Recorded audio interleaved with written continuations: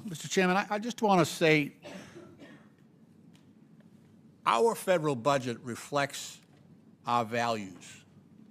When we fund the VA, so it's not just about numbers. It's about the mission and the purpose of our budget. With all due respect, you do understand our federal budget is $2.5 trillion in Reclaiming debt. my time, though. I know, I'm just saying, but our values, we reclaiming my can't time, have Mr. values Chairman, where we you don't get to just interject, Mr. Chairman. You know what? I think you've already spoken, so I you're have out of not order. spoken on this. I borrowed on somebody else's time. All right, go ahead. I borrowed somebody else's time, and I will speak.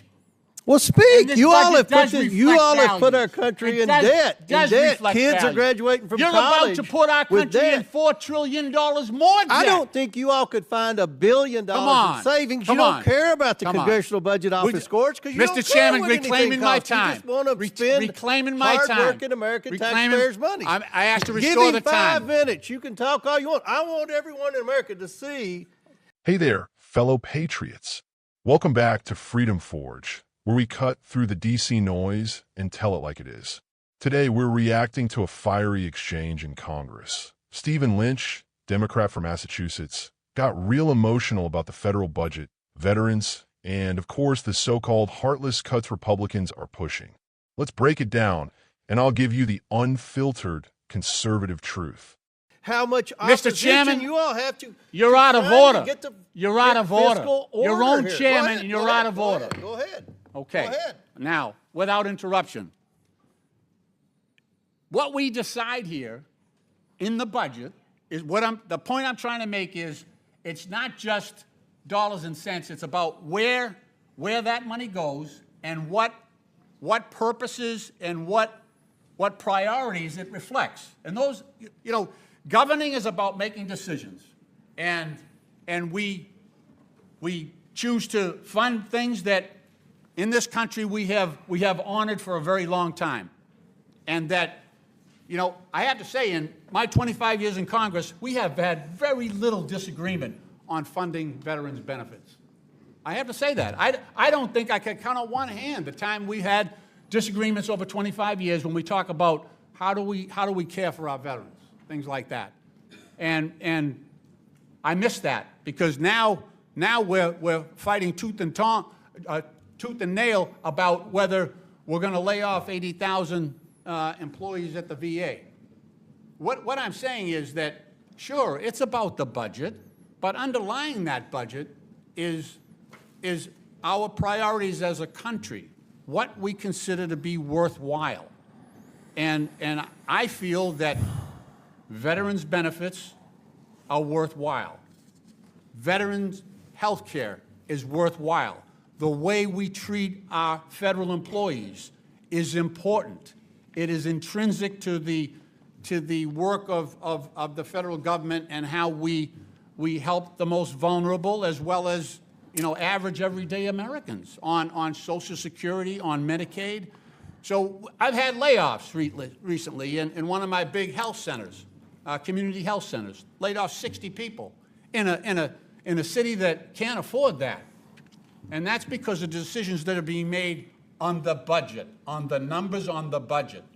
We're going to cut over $800 billion on Medicaid. I've got nursing homes. So I got seniors who are, they can't go out and get another job. They're in nursing homes. Their families are trying to care for them. We're cutting 40% of the income for those long-term care nursing homes for elderly are being impacted by the numbers in this budget. And that's very troublesome. So I'm just saying that this is different. The gentlelady from Georgia is correct. I've been through reconciliation before. I know how this process works, and it is about numbers. And I agree with that point. But this is different. This reconciliation is going after things that have been long respected and honored in this country. And we are changing our ideals and our commitments to people like our own veterans. They want to pull benefits from from federal employees. And again, the numbers behind this all, the general purpose here, as you know, Mr. Chairman, is to make a tax cut possible. So we're going to increase the debt. We are. That's the plan here. We're going to increase the debt by, I think, at least $4 trillion, you know, based on what we're looking at right now. And to justify that, we're cutting all this. We're cutting people who, you know, veterans' benefits are different. They're different. They're different and they're special because veterans' benefits are for courageous service previously rendered. We owe this. We owe those benefits. Those wounded veterans lying in VA hospitals all across this country, your state and mine, we owe them for their service. They have delivered. Every one of them, by definition, every veteran who's eligible for this has honorably served this country in uniform, put their life on the line for the benefit of us all. We made a commitment to them. We said, if you come back with wounds, visible or invisible, we will take care of you. We made that promise. Multiple generations of Americans have made that promise. And this budget, these numbers, breach that promise. We break that promise in this bill. First time ever, at least in the 25 years I've been here. Mr. Chairman, thank you for your courtesy, and I yield back. All right, right out the gate, Lynch says the federal budget reflects our values. And you know what? He's absolutely right. The difference is my values are fiscal responsibility, limited government, and honoring the taxpayer, not just spending money to make politicians feel good. Our values are about respecting those who work hard, pay their taxes, and want the government to live within its means, just like every American family does. Thank you, Chairman Comer. $2.5 trillion budget and growing, folks. And the Democrats want to add another $4 trillion in debt? That's not compassion. That's irresponsibility. You can't keep racking up debt and pretending there's no cost. That's how you end up like Greece or Venezuela. Lynch accuses Republicans of not caring about the Congressional Budget Office's numbers. Well, maybe if Democrats cared a little more about those numbers, we wouldn't be in this fiscal mess. Now, here comes the emotional blackmail. Lynch says we're going to lay off 80,000 VA employees, cut $800 billion for Medicaid, and hurt seniors in nursing homes. Listen, nobody wants to see veterans or seniors suffer. But here's the real story, folks. The bureaucracy at the VA is bloated. There is waste, fraud, and abuse. Throwing more money at the problem doesn't fix it.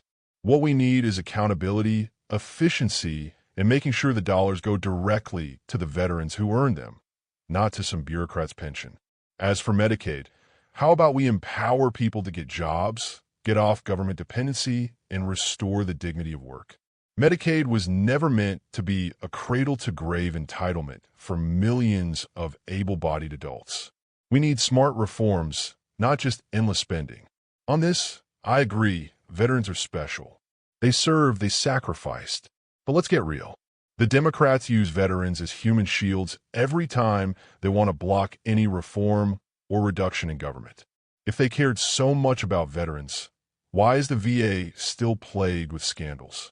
Why do so many vets wait for care? Patriots, I want every veteran taken care of, but I want it done right, efficiently, and honestly, not buried in red tape and political grandstanding. Here's the real kicker.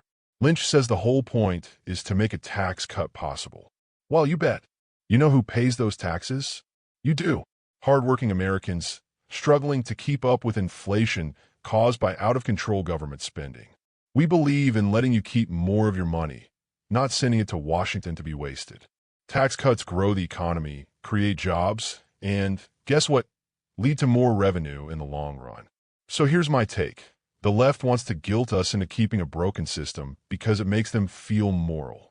But real morality is living within your means, respecting the taxpayer, and making tough choices to protect America's future. Yes, let's honor our promises to veterans. Yes, let's help the vulnerable. But let's do it responsibly, with accountability, and without mortgaging our children's future. Don't buy the scare tactics. Stand strong for fiscal sanity, for the Constitution, and for the America we love. If you agree, hit that like button, subscribe, and share this message. Drop your thoughts in the comments. Should we keep spending, or should we get our house in order? This is Freedom Forge, where the people come first, and freedom is always worth defending. God bless you, and God bless the United States of America.